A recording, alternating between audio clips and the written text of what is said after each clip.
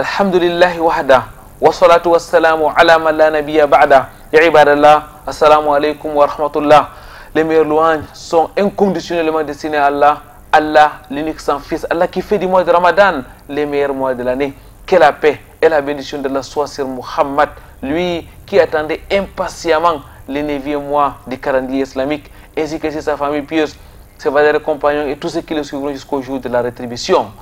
Et parlant du mois de Ramadan, Allah exalté soit-il, du haut de son trône dit Shahr Ramadan allazi unzila fihi al-Qur'an, le mois de Ramadan au cours duquel le Coran a été révélé. Ramadan a donc clairement été mentionné dans le Coran al-Karim. Mais qu'est-ce qui fait la particularité de ces mois et surtout comment l'accueillir? Réponse dans cette autre émission des victimes de l'islam.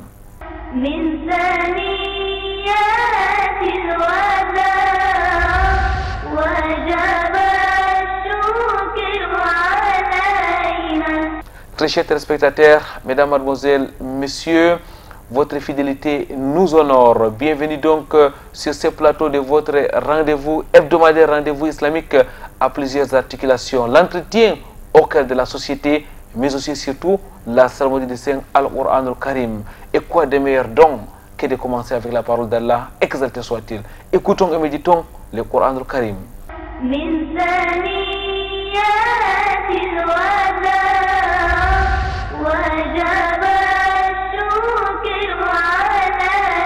أعوذ بالله من الشيطان الرجيم. بسم الله الرحمن الرحيم. يا أيها الذين آمنوا كتب عليكم الصيام كما كتب على الذين من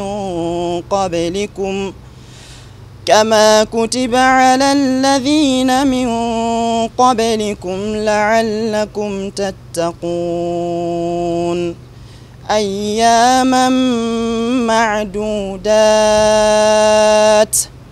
فمن كان منكم مريضا أو على سفر فعدة من أيام أخر وعلى الذين يطيقونه فدية طعام مسكين فمن تطوع خيرا فهو خير له وأن تصوموا خير لكم إن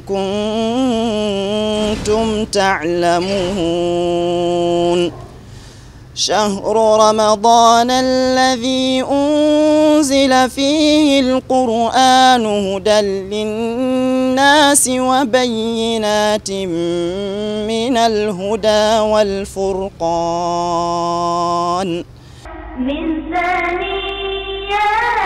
الوداع وجب الشكر علينا رب اشرح لي صدري ويسر لي امري واحلل عقدة من لساني يفقهوا قولي. اللهم لا علم لنا الا ما علمتنا انك انت العليم الحكيم. رب زدني علما. Mesdames, mademoiselles, messieurs, votre fidélité continue de nous honorer sur ce plateau des vitrines de l'islam. Avec nous aujourd'hui pour parler du mois de Ramadan, de la période d'attente de ce mois de Ramadan qui se pointe déjà à l'horizon, Cheikh Hamza Pempeme. Assalamu alaikum wa rahmatullahi wa barakatuh. Wa alaikum salam wa rahmatullahi wa barakatuh. Cheikh Hamza Pempeme, diplômé de la très célèbre université islamique de Médine, mais aussi de l'université de Marwa en langue arabe. Hamza Pempeme est prédicateur, enseignant et imam sur le triangle national. Cheikh Hamza, dans quelques jours, ça sera donc le mois de Ramadan. Qu'est-ce qui fait la particularité de ce mois? Alhamdulillah Rabbil Alamin, salatu wa salam ala al-mab'outh rahmatan lil alamin, nabiyyina Muhammadin wa ala alihi wa ashabihi ajma'in. Nous remercions Allah de nous avoir accordé la possibilité d'être vivants et nous le louons, nous le prions et nous souhaiterions qu'il nous accorde encore quelques jours pour que nous puissions bénéficier des mérites du mois de Ramadan. Et nous profitons de l'occasion aussi vous dire merci à Canada International une fois de plus qui nous donne la parole. Le mois de Ramadan est un mois particulier à bien des égards. D'abord, vous l'avez mentionné dans l'introduction, c'est un mois qui a été nommément cité dans le Coran. شهر رمضان الذي أنزل فيه القرآن هدى للناس وبينات من الهدى والفرقان. C'est un mois durant lequel on observe de façon globale le quatrième pilier de l'islam, qui est le jeûne, ce qui fait sa particularité parce qu'il est consacré à une adoration, à un pilier de l'islam. L'autre particularité du mois de Ramadan, c'est que c'est le mois durant lequel la parole d'Allah exalté a été révélée, comme l'atteste le verset précédemment cité. C'est aussi un mois de pardon. Le prophète sallallahu alayhi wa sallam l'a dit dans le hadith: Man sama ramadana imanan wa ihtisaban ghufira lahu ma taqaddama min dhanbihi. Quiconque jeûne le Ramadan avec foi et espoir, ses péchés intérieurs lui seront pardonnés. Nous avons là juste cité quelques particularités du mois de Ramadan, sinon on peut bien aller au-delà. C'est donc un mois de jeûne, un mois qui a été cité nommément par Allah exalté soit-il dans son glorieux Coran. Frère Hamza, nous vivons maintenant le mois de Shaban. Dans quelques jours, ce sera le mois de Ramadan. Mais qu'est-ce qui fait la particularité du mois dans lequel nous vivons actuellement? Le mois de Shaban, c'est aussi un mois avec ses particularités. Il faut rappeler ici que lorsque nous parlons de particularités des mois, on veut par là faire mention de sa valeur, ses mérites en termes d'adoration. Le mois de Shaban a cette particularité d'être le mois de préparation pour le Ramadan. Et c'est un mois pendant lequel les œuvres sont présentées à Allah Azza wa Jalla. C'est aussi un mois où les gens sont distraits. Et nous allons donner une petite explication sur la distraction. Parce que le prophète sallam dit dans le hadith: Dhaka shahrun taghfalu nasu fihi anhu bayna Rajab wa Sha'ban. Il dit c'est un mois durant lequel les gens sont distraits. Ils sont distraits entre Rajab et Ramadan. Bayna Rajab wa Ramadan. Donc, et il ajoute encore: Wa huwa shahrun turfa'u fihi al-a'mal ila rabbil alamin. C'est un mois durant lequel les œuvres sont présentées au Seigneur des mondes. Donc, la première particularité du mois de Shaban, c'est que c'est un mois durant lequel les œuvres sont présentées au Seigneur du monde, qu'Allah Azza wa Jalla. Deuxièmement, c'est un mois où les gens sont distraits. Alors, pourquoi est-ce que le prophète sallam mentionne la distraction? Parce qu'en réalité, les adorations ont une valeur pendant les périodes de distraction. Parce que quand les gens sont distraits, c'est lui qui adore Allah pendant cette période a plus de dévotion que l'autre. Je vais prendre un exemple. Quand vous êtes dans le mois de Ramadan, par pure ambiance globale, quelqu'un peut jeûner parce que les autres jeûnent. Il peut être entraîné par le bateau. Mais lorsqu'il s'agit d'un mois où les gens sont distraits, comme ces récits qui a été rapporté de nos pieds prédécesseurs, ils avaient l'habitude de prier entre Maghrib et Isha. Ils faisaient des prières sur le rogatoire parce que pendant cette période, les gens se reposent. Alors pour eux, c'est comme les gens sont distraits, ils profitaient de cette occasion pour faire revivre le temps en adoration. Voilà de façon très concise ce qu'on peut dire sur la particularité du mois de Shaban. Frère Hamza, on retient surtout que le mois de Shaban, c'est un mois de préparation pour pouvoir aborder le mois de Ramadan qui est le meilleur mois de l'année. Bien sûr, j'allais ajouter quelque chose. L'une des particularités, c'est que le Shaban, c'est le seul mois, c'est le mois où le prophète jeûnait le plus en dehors du Ramadan. Parce que comme Aïcha l'a rappelé, Ma ra'aytu Rasulullah sallallahu alayhi wa sallam akmala, istakmala, siyama, shahrin, ghayra Ramadan. Il dit: je n'ai jamais vu le messager sallallahu alayhi wa sallam jeûner complètement un mois en dehors de Ramadan. Et elle ajoute: وَمَا رَأَيْتُهُ أَكْثَرَ صِيَامًا مِنْهُ فِي شَعْبَانَ. Je ne l'ai jamais vu jeûner plus dans un mois autre que le mois de Shaban. Donc c'était un mois de jeûne. Et comme vous l'avez dit, c'est un mois de préparation pour le Shaban, pour le jeûne du Ramadan, bien sûr. Jaïd, frère Hamza, le mois de Ramadan est très important. Il se pointe déjà à l'horizon. Il y a donc nécessité de se préparer pour pouvoir l'accueillir comme il se doit. Comment doit-on attendre le mois de Ramadan? La préparation peut se faire en 3 volets. On peut parler de la préparation spirituelle, on peut parler de la préparation intellectuelle, une 3e dimension qui peut être une dimension sociale. La préparation spirituelle, premièrement, consiste à purifier son intention. Les actes ne valent que selon les intentions et à chacun ce qu'il a intentionné. La première des choses, c'est de purifier son intention, savoir qu'on va accueillir un mois et on jeûne pour Allah Azza wa Jal. Ça, c'est la préparation spirituelle. Toujours dans le cadre de la préparation spirituelle, il faut, ça les savants l'ont conseillé, demander pardon pour les péchés antérieurs. Pourquoi demander pardon? C'est une habitude qui est préalable à toute forme d'adoration. Quand vous voulez adorer Allah, il est préférable de se débarrasser de tout ce qui peut vous empêcher, qui peut empêcher votre œuvre d'être exaucée.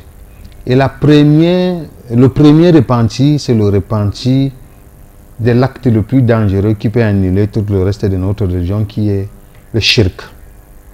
Et Allah Azza wa Jalla l'a dit, c'est bien dit dans le Coran, s'adressant au messager sallallahu alayhi wa sallam, la in ashrakta la yahbatanna amaluk wa la takunanna min al-khasirin.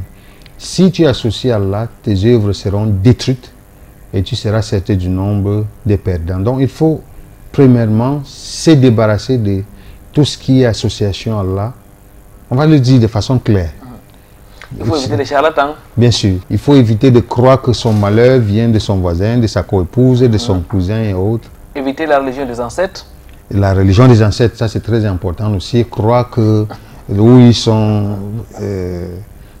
sont couchés, ils peuvent avoir un pouvoir, un impact, soit-il positif ou négatif, sur notre vécu quotidien. Ça, c'est la dimension spirituelle. Non. La dimension intellectuelle, c'est que tout acte d'adoration doit être maîtrisé par celui qui l'accomplit. Il faut connaître, le jeûne a ses conditions, ses piliers et tout ça. Donc, il ne faut pas entrer dans l'adoration comme un novice, un profane qui s'avance vers une aventure. Ce n'est pas une aventure, c'est une adoration et il faut l'apprendre. Alors, c'est le lieu ici de rappeler aux gens que, alhamdulillah, nos imams ont compris. Et il y a une orientation pédagogique de prédication dans les mosquées, les assises de savoir. Quand le Ramadan est proche, nous sommes à quelques jours du Ramadan, généralement les prêches sont orientés vers le Ramadan. Alors c'est le lieu de rappeler aux fidèles que quand vous allez à la mosquée, ayez votre petit carnet, notez, parce qu'on se rend compte que chaque année, les mêmes questions se répètent. La 3e dimension, qui est la dimension sociale, c'est qu'il faut aménager son temps. S'il y a possibilité même d'avoir ses congés pendant le Ramadan, ça tombe bien pour se concentrer sur les adorations. Pourquoi ne même pas établir un emploi de temps de lecture à la maison, s'organiser même économiquement, voir ce qu'on peut prélever pour les pauvres. C'est le lieu de leur rappeler ici avec la cherté de la vie.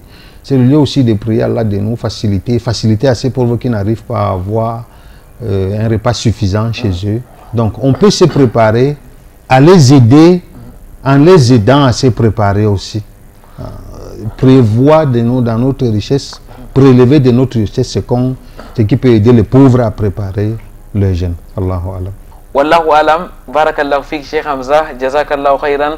Mesdames, mademoiselles, messieurs, il faut donc attendre les mois de Ramadan dans la spiritualité, il faut purifier son intention, il faut surtout se recycler, il faut rentrer dans les enseignements du prophète Muhammad sallallahu alayhi wa sallam par rapport à cette période hautement importante qui se pointe déjà à l'horizon. Nous allons prendre une courte pause. Nous reviendrons juste après.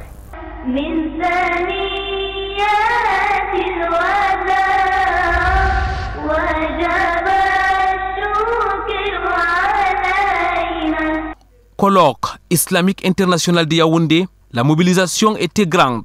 Les 19 et 20 mars dernier, le Conseil des oulémas de l'Association culturelle islamique du Cameroun et la Fondation Mohamed VI pour les oulémas africains ont réussi à rassembler des sommités dans les savoirs islamiques. Des érudits de plusieurs nationalités ont ainsi échangé sur les thèmes les rôles de la femme et de la famille dans l'éducation. L'éducation de l'enfant au sein de la famille, c'est quelque chose de très très important pour toute société.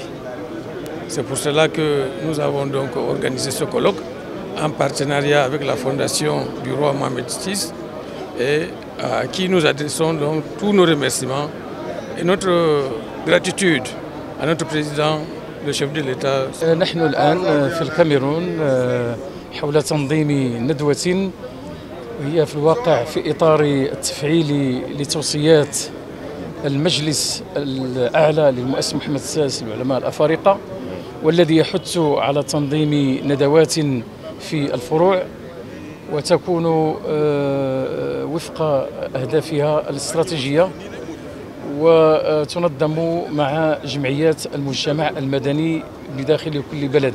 ولذلك فندوتنا هذه ينظمها المجلس العلماء بالكاميرون بالتنسيق مع الجمعية الثقافية الإسلامية بالكاميرون بشراكة مع مؤسسة محمد السادس للعلماء الأفارقة.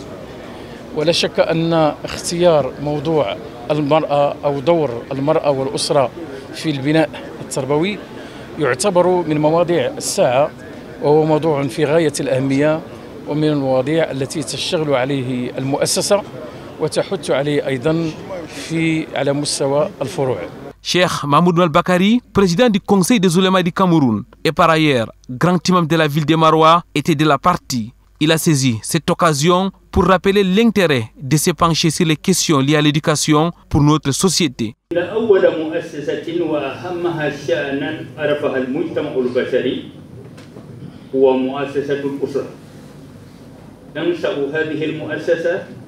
بتزاوج بين رجل وامرأة يتولد من هذا التزاوج سلالة جديدة تتفرع عنها أواصر القرابة والرحم، ثم لا تزال هذه الأواصر تمتد وتتسع إلى أن تتحول إلى مجتمع بشري.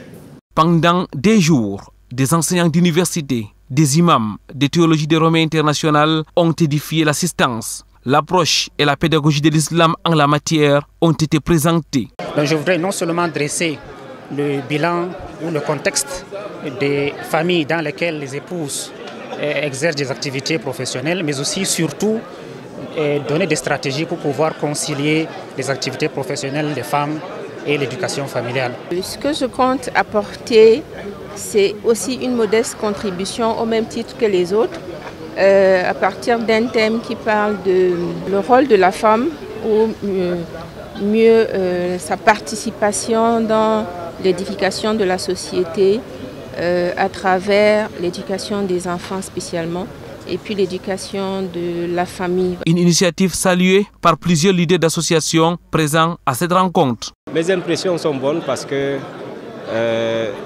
j'ai rencontré plusieurs acteurs de la communauté, beaucoup de oulémas qui sont des grands vecteurs en matière de communication. Et nous espérons que ce qui sera dit ici sera répercuté sur le terrain. Il est certes connu de tous les temps que la femme joue un rôle important dans l'éducation des enfants. C'est elle, dès le bas âge, par elle que commencent les enseignements. Les premiers mots de l'enfant sortent chez la femme. Donc ce colloque vient nous rappeler, nous réveiller un peu de ne pas abandonner ce rôle.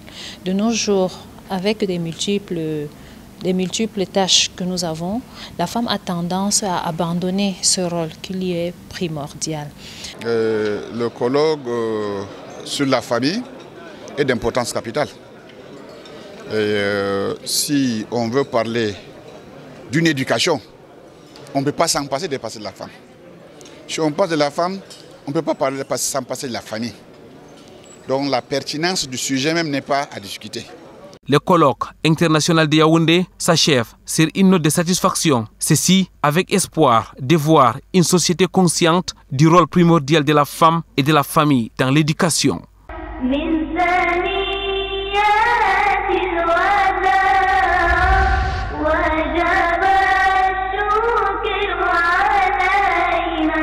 Leadership islamique, vecteur de paix et de stabilité pour un développement durable du Cameroun, c'est le thème du séminaire régional de la Kamsou, entendez Cameroun Muslim Student Union, branche de l'Adamawa. Séminaire organisé à l'université de Ngaoundéré du 12 au 13 mars avec pour objectif de renforcer les capacités managériales des élèves et étudiants musulmans. Aujourd'hui, nous les jeunes musulmans qui aspirons à développer ou à participer au développement de notre pays, la question du leadership islamique doit, n'est-ce pas, refléter son image telle que vécue par les grands hommes. Alors ce séminaire, comme vous l'avez constaté durant ces 2 jours, a été tellement riche en enseignements. L'administration ne pouvant tout absorber, les organisateurs de ce séminaire ont mis un accent particulier sur la formation en entrepreneuriat. Il n'est pas nécessaire d'attendre toujours la fin d'études ou d'avoir beaucoup d'argent pour entreprendre.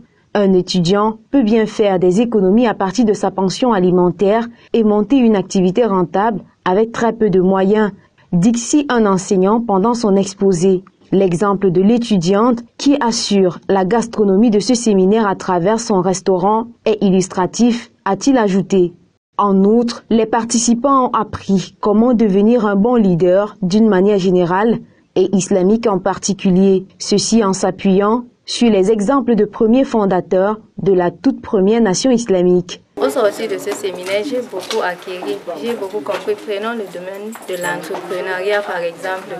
Bien que nous soyons femmes, nous avons compris que nous pouvions faire quelque chose pour la société. I'm very happy to participate in these learnings that have been dispersed by the different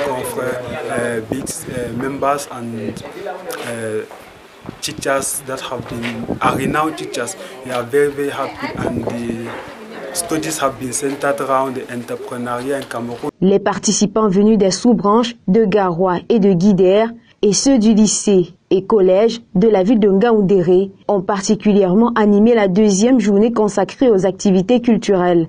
Une sorte de compétition basée sur des questions-réponses avec des primes accordées aux meilleurs. La dernière articulation de ce séminaire a été la causerie éducative. Des échanges ouverts et riches ont édifié les participants. Le travail a consisté de revenir sur le parcours de cet illustre compagnon du prophète, ses réalisations en tant que dirigeant et chef des musulmans, mais aussi sa qualité d'homme de religion, d'homme religieux, qu'il était à la fois imam et chef de la communauté de la nation musulmane à l'époque. Nous avons intervenu sur le leadership en islam et nous avons expliqué aux membres, en tout cas, qu'est-ce qu'on entend par leadership, qu'est-ce qu'on entend par un leader, et nous avons contextualisé ceci dans le contexte de notre pays. Aujourd'hui, pour ceux qui disent que la charia est une mauvaise chose, c'est en fait utiliser le mot charia en deux faces. La face qui les sied, il l'utilise à bon escient. La face qui ne les sied pas, il galvaude cela. Par exemple, aujourd'hui, après le subprime en 2008, toutes les banques occidentales et le système bancaire classique est tombé en faillite et tout le monde entier est revenu dans le cadre de la finance islamique qui est estimée à travers le monde comme une finance saine. Cette finance islamique a une base chariaïque. C'est-à-dire, il y a la charia qui est à la base de la finance islamique. Pourquoi cette charia qui est à la base de la finance islamique? Parce que ça permet aux uns et aux autres de renflouer leur caisse. Ne disent pas que cette charia elle est mauvaise. Ainsi se termine le premier séminaire régional des vacances 2022 de la Kamsou Adamawa avec 2 annonces majeures, à savoir la tenue prochaine du Congrès national de la Cameroun Muslim Student Union ici à Ngaoundéré et la création d'une nouvelle branche de Garoua.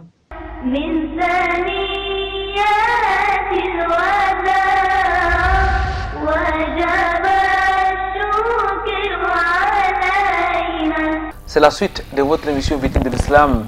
Mesdames, Mademoiselles, Messieurs, nous sommes en compagnie de Cheikh Hamza Pempeme, diplômé de la très célèbre Université islamique de Médine, mais aussi de l'Université de Maroua. Il est enseignant, prédicateur, mais aussi imam. Cheikh Hamza, les préparatifs doivent être réels à quelques jours du mois de Ramadan. Chacun doit s'y mettre pour ne pas rater les top départs du mois de Ramadan. Il faut même être en mode Ramadan, avant Ramadan. Bien sûr, il faut se mettre dans la peau du jeûneur. C'est-à-dire, tout à l'heure vous avez parlé de la lecture du Coran qu'il faudra maximiser pendant les mois de Ramadan. Est-ce à dire qu'on doit dès à présent commencer à accélérer pour que pendant les mois de Ramadan, on soit déjà dans la lecture intense du Coran? Le fait même que le prophète sallallahu alayhi wa sallam avait l'habitude de jeûner plus pendant le Ramadan, même s'il ne l'a pas dit de façon explicite, mais c'est déjà un préparatif. On prépare le corps à une activité difficile, donc tout ce qui peut être accompli pendant le Ramadan, on peut s'entraîner à l'accomplir à partir du mois de Chaban. C'est comme un match de football. Vous n'allez pas jouer un match de football en restant assis chez vous. Ça se prépare des jours avant en jouant au ballon. On s'échauffe? On s'échauffe. On apprend à forger en forgeant en fait. Donc il faut déjà dès à présent, si on avait l'habitude de lire 10 pages par jour, il faut pour préparer le Ramadan aller à 15-20 pages, ainsi de suite. Comme ça, quand le Ramadan va arriver, on pourra aller jusqu'à 30 pages. Allahu Alam. Barakallahu fik, Cheikh Hamza, mais force est de constater dans notre communauté qu'il y a beaucoup de personnes qui préfèrent la préparation matérielle du mois de Ramadan, qui consacrent tout leur temps à changer les ustensiles de cuisine, qui consacrent tout leur temps à se doter de denrées alimentaires, ce qui n'est pas interdit. Mais est-ce que le mois de Ramadan, c'est effectivement ça? Est-ce que c'est ça l'esprit du Ramadan? Quel est votre regard par rapport à cette façon de faire? Non, a priori, non. A priori, non. Le mois de Ramadan n'est pas... En fait, le jeûne n'est pas une course aux délices culinaires et matériels. Le jeûne constitue à s'affaiblit physiquement pour se renforcer spirituellement. Parce que lorsqu'on consomme assez, lorsqu'on mange ce qu'on veut, on ne se prive pas de ce qu'on veut, c'est très difficile d'atteindre ce qu'on souhaite en matière de spiritualité. On s'affaiblit, on cesse de manger même ce qui est halal, tout simplement parce qu'on doit nourrir l'esprit. Alors on remarque dans la société cette course aux ustensiles préparés, les vivres et tout ça, ce qui n'est pas interdit, il faut le préciser, mais sauf que ça doit être secondaire. C'est secondaire aux préparatifs spirituels, intellectuels et sociaux, comme on a dit tout à l'heure. Il faut prévoir ce qui va nous aider à accomplir notre jeûne, mais il faut que cela soit placé au second degré. Alors, Cheikh Hamza, une autre remarque dans notre société, ce sont les mariages qui se multiplient pendant les mois de Chaban, notamment à quelques jours du mois de Ramadan. Malheureusement, l'autre constat, c'est qu'à la fin du mois de Ramadan, il y a beaucoup de divorces. Cheikh Hamza, en tant qu'imam, en tant que prédicateur, quel est le regard que vous faites par rapport à tout cela? Bon, je ne veux pas être fataliste, je ne veux pas dire comme vous, qu'après, même si c'était un constat, c'est vous l'investigateur, moi, je suis un simple prédicateur. C'est vrai qu'il y a une course vers le mariage. Bon, peut-être que ceux qui préfèrent se marier pendant Chaban, est-ce qu'ils se marient parce qu'ils doivent forcément jeûner le Ramadan avec une épouse à la maison, ou est-ce qu'ils parce quelqu'un pour faire la bouillie peut-être, ou est-ce qu'ils préfèrent plutôt bien démarrer le foyer, que bon, je me marie pendant Chaban, bon, parce que je veux quand même bien vivre le Ramadan et le reste de ma vie. De toutes les façons, il n'y a pas une date, une période spécifique pour le mariage, et il n'y a non plus une période spécifique durant laquelle le mariage est interdit ou déconseillé. Bon, le danger, c'est, comme ça se dit dans la société, les gens connaissent la société mieux que nous. Quand on dit que les jeunes filles partent en mariage parce qu'ils veulent avoir ce pain-là et qu'après, le pain qu'on donne pendant le mariage, et qu'après le mariage c'est détruit, c'est que ça pose problème. C'est la désubstantialisation même de la sagesse du mariage. Donc, l'autre facteur qui peut pousser à déconseiller, pas trop encourager, peut-être pas déconseiller, qui peut pousser à ne pas trop encourager se marier pendant Chaban, c'est que il est arrivé à certains frères de se marier pendant Chaban. L'amour est encore intense. On ne dit pas que l'amour va diminuer après le Ramadan, mais pendant le Ramadan, il a envie de son épouse et parfois les deux tombent dans le rapport intime dans la journée du Ramadan. Il faut être prudent. Il faut être prudent. Il faut être prudent, il faut être averti lorsqu'on se marie avant, à quelques jours du mois de Ramadan. Cheikh Hamza, qu'Allah vous récompense. Alors, beaucoup de personnes n'ont pas encore payé leur jeûne pendant leur jeûne manqué pendant le mois de Ramadan dernier. Il y en a des femmes qui étaient à l'état des écoulements sanguins. Il y a d'autres personnes qui, pour des raisons ou pour d'autres, n'ont pas jeûné à quelques jours du mois de Ramadan. Est-ce que c'est encore permis de rembourser?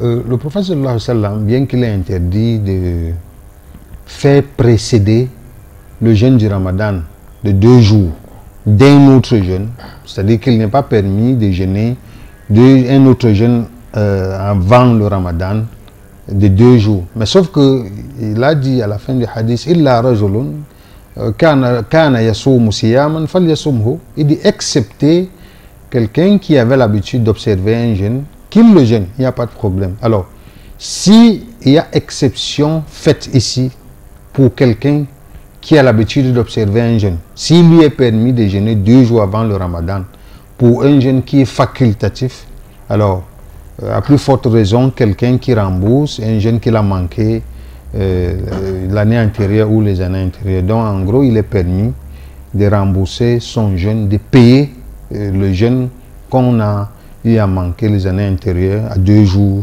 du début du Ramadan prochain. Allahu Alam. Barakallahu fik, wallahu alam.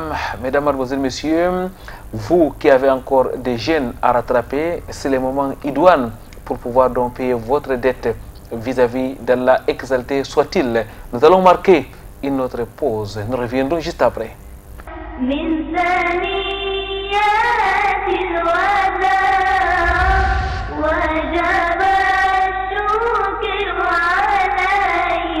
Fidèle à sa tradition, l'Association pour l'éducation et le développement en abrégé, ACED Al-Bayan, a tenu son assemblée générale ordinaire le dimanche 13 mars 2022. Pour la circonstance, la salle de conférence de la mosquée Oumar Farouk de Newbel était remplie de monde.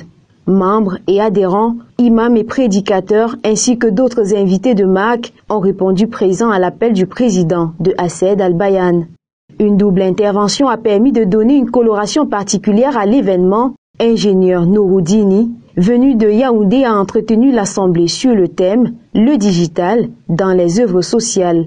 Cheikh Salissou de Bafoussam, quant à lui, a rappelé le caractère spécifique des œuvres sociales. Et ces outils peuvent nous permettre d'analyser ces besoins. On peut faire des enquêtes et venir traiter toutes ces informations et voir vraiment que par rapport à, même si c'est plus cher, c'est ça qui est urgent, c'est ça qui est important, c'est ça qui est prioritaire et c'est dans ça qu'on doit investir, c'est dans ça qu'on doit l'avoir à lui. Nous remercions Allah Azzawajal qui nous a facilité jusqu'ici et nous l'implorons de continuer à nous faciliter ces travaux et ces activités qui sont faites pour la recherche de la satisfaction d'Allah Azzawajal. Et c'est ça la chose la plus importante, comme l'a dit l'imam, si nous le faisons pour Allah avec sincérité, alors nous allons toujours avoir son aide. Tout ce qui est fait pour Allah continuera, mais ce qui est fait pour une autre raison, à poursuivre, ça arrêtera en route.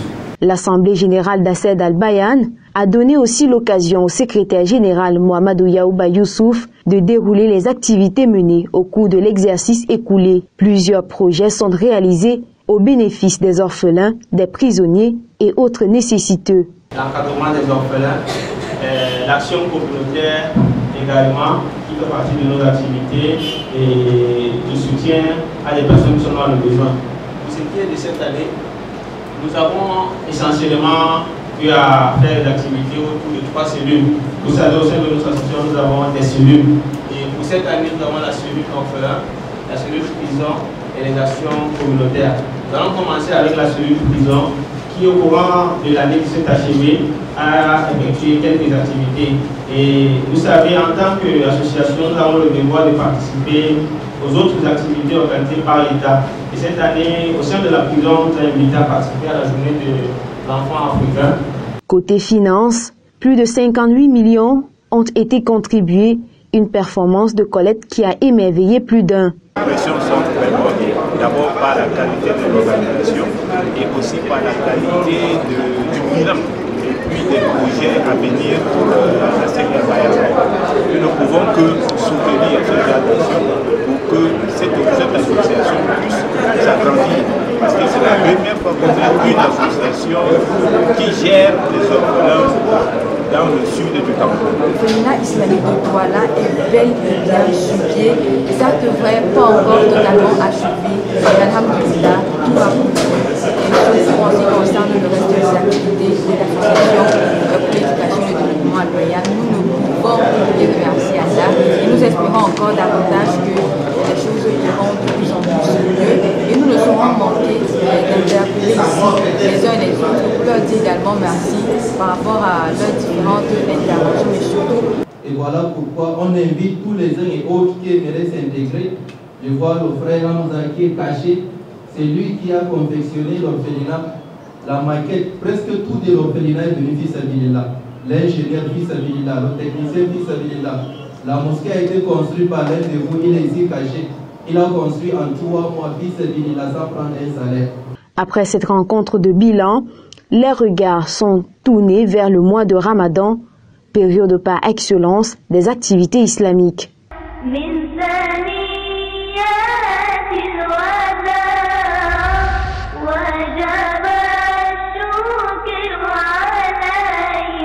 Les acteurs du programme national de la Zakat al-Fitr, en abrégé PNZ, en formation, c'était le dimanche 20 mars 2022 à Douala. 25 hommes et femmes ont répondu présents à cet appel de la branche littorale du PNZ. Vous savez que tout projet a besoin de revue et de suivi. Et tous ceux qui y travaillent devraient en principe être formés ou suivre de formations comme celle-ci. Donc l'objectif était le renforcement des capacités des acteurs du programme national de Zakat al-Fitr dans la région du littoral.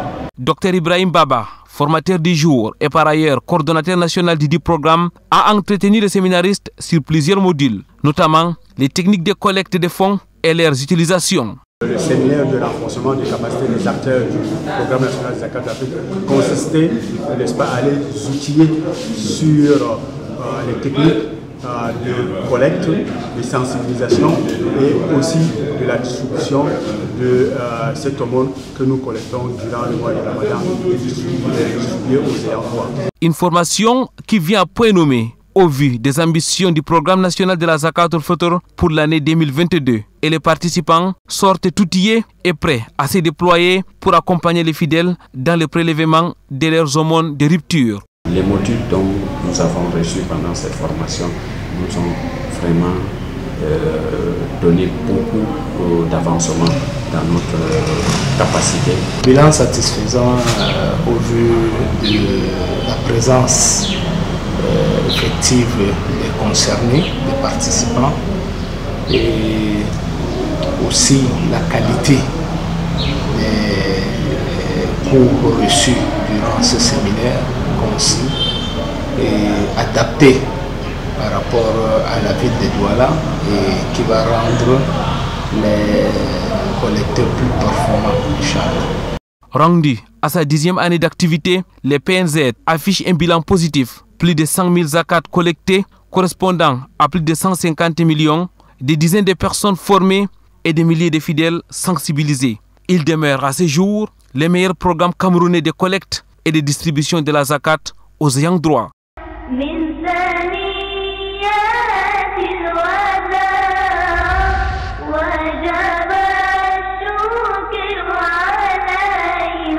Mieux que par le passé, la production intellectuelle dans la communauté musulmane a connu un essor au Cameroun. Un livre de plus, rédigé par Cheikh Abdourahmane Makka, intitulé Guide du nouveau converti à l'islam. Cet ouvrage a été présenté et dédicacé le 5 mars 2022 à la grande mosquée Al-Hikma de New Bell. Je suis très content de cette journée, de cet aboutissement. C'est comme un rêve qui devient réalité. Et aussi parce que c'est une trace que je laisse dans cette existence. Et je prie qu'Allah, le puissant et le glorieux, puisse l'accepter. La dédicace est sobre, c'est une bonne cérémonie. Nous prions dans tout ceci qu'Allah accepte. Qu'Allah accepte. Et qu'Allah, subhanahu wa ta'ala, fasse que l'œuvre de l'islam qui est entamée puisse progresser, puisse s'élever plus que ce que nous voyons aujourd'hui. Préfacé par son éminence Cheikh Omar Hamza, diplômé de l'université de Médine, ce travail de qualité a été apprécié par plusieurs autres enseignants et prédicateurs musulmans, à l'instar de Malam Mustafa Ba.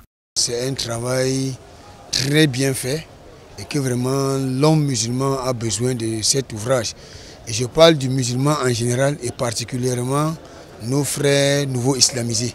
Vraiment, le musulman, même nous les anciens dans l'islam, nous avons besoin de cet ouvrage parce qu'il a bien écrit ce livre, parce qu'il a fait le livre en questions-réponses. Et la majorité, et plus toutes les questions qu'il a posées dans cet ouvrage, c'est les questions que nous nous posons chaque jour. Et vraiment, nous avons les réponses devant nous. Et vraiment, j'appelle tous les frères musulmans à faire l'effort d'avoir ces livres parce que vraiment, c'est très important. J'ai le mien que j'ai mis dans le sac.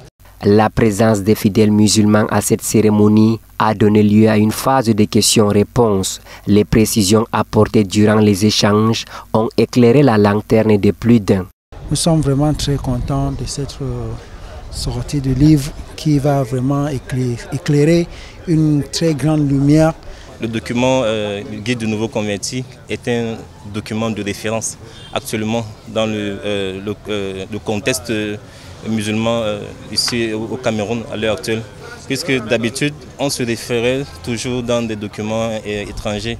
La contribution de Cheikh Abdourahmane Makka à la propagation de l'islam à travers cet ouvrage a fait tache d'huile. Le meilleur restait à venir dans la communauté musulmane du Cameroun et dans le monde.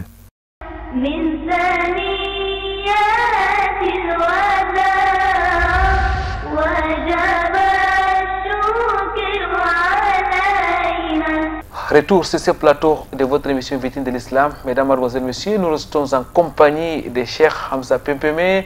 Avec lui, nous sommes en train de parler donc des préparatifs du mois de Ramadan qui se pointent déjà à l'horizon. Frère Hamza, nous avons abordé cette question de long en large. Avant peut-être de clôturer cette émission, je voudrais vous demander quel est le secret pour pouvoir donc aborder le mois de Ramadan dans les bonnes conditions, pour pouvoir profiter au maximum de ce mois de Ramadan. Le secret se trouve dans l'histoire de nos pieds prédécesseurs. Comme nous avions dit au départ, la première chose c'est purifier son intention. Deuxième chose, mutaba'at Nabi sallallahu alayhi wa sallam, c'est-à-dire suivre la méthode du messager sallallahu alayhi wa sallam. Maintenant, bon, de façon technique, qu'est-ce qu'on peut faire pour profiter? De façon pratique. De façon pratique, voilà. Qu'est-ce qu'on peut faire pour profiter pleinement de son Ramadan? Je crois qu'il faut, dans un premier temps, s'organiser. Il faut s'organiser de sorte à accorder plus de temps à son adoration. Surtout, se débarrasser de choses qui pourront troubler notre adoration. C'est un loisir. On peut s'en débarrasser pendant le mois de Ramadan, s'entourer de personnes pieuses. S'entourer, ça ne veut pas dire les amener vers nous. Nous, on doit aller vers elles, vers ces personnes pieuses-là, côtoyer de bonnes personnes. Parce que côtoyer de bonnes personnes, ça nourrit la foi. Ça nourrit la foi et ça fait que le Ramadan nous trouve dans ces contextes-là avec un cœur plus soumis. Voilà, je crois que voilà autant de petits actes comme ça, des petits secrets astuces qui peuvent nous aider à bien profiter du mois de Ramadan. Allahu Alam. Il faut donc un emploi du temps bien ficelé, un emploi du temps bien précis, mesdames, mademoiselles, messieurs, pour pouvoir donc œuvrer comme il se doit, pour pouvoir maximiser la gestion du temps pendant les mois de Ramadan. Cheikh Hamza, qu'Allah vous récompense d'avoir accepté notre invitation. Ce n'est pas la première fois qu'on vous reçoit. On espère encore et encore que vous allez repasser sur ce plateau pour pouvoir entretenir nos téléspectateurs ainsi que nous-mêmes sur des thématiques de la religion musulmane. Frère Hamza, quel est votre dernier mot à l'endroit de nos téléspectateurs? Bon, comme d'habitude, je crois qu'il faut remercier les promoteurs de la télévision, surtout il faut remercier le promoteur de la télévision, remercier ceux qui nous accompagnent à la cabine technique. Maintenant, à l'endroit des téléspectateurs, je crois qu'ils doivent se préparer, comme on a dit, pour le mois de Ramadan. Et surtout, j'insiste sur l'aide qu'il faut accorder aux pauvres, avec la cherté de la vie dehors. Quelqu'un a lancé comme ça dans une blague que si vous avez 10 000 francs dans votre poche actuellement au Cameroun, c'est que vous êtes dans une pratique mystique.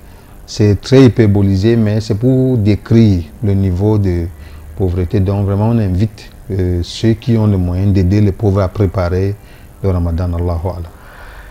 Il faut donc être charitable, mesdames, mademoiselles, messieurs. Et le prophète Mohammed sallallahu alayhi wa sallam, qui est le plus charitable des hommes, était encore plus charitable. Sa charité était exponentielle pendant les mois de Ramadan. C'est donc un mois de charité, c'est un mois de jeûne, c'est un mois du Coran al-Karim, c'est un mois d'adoration intense en un mot. Il faut donc dès à présent être en mode Ramadan pour ne pas lancer, pour ne pas rater les top départs du mois de Ramadan.